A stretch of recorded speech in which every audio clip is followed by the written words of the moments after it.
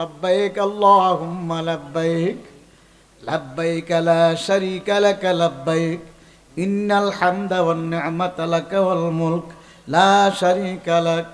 আরাফার ময়দানে সারাদিন নয়জিল হাজী সাহেবরা বলবে লাব্বাইক আল্লাহুম্মা লাব্বাইক, আল্লাহ আমি হাজির তোমার দরবারে হাজির, হে আল্লাহ আমি গুনাহগার হাজির, তোমার কোনো শরীক নেই, আমি গুনাহগার হাজির, সমস্ত নিয়ামত তোমার, মলকের মালিকও তুমি, আল্লাহ আমি তোমার দরবারে হাজির।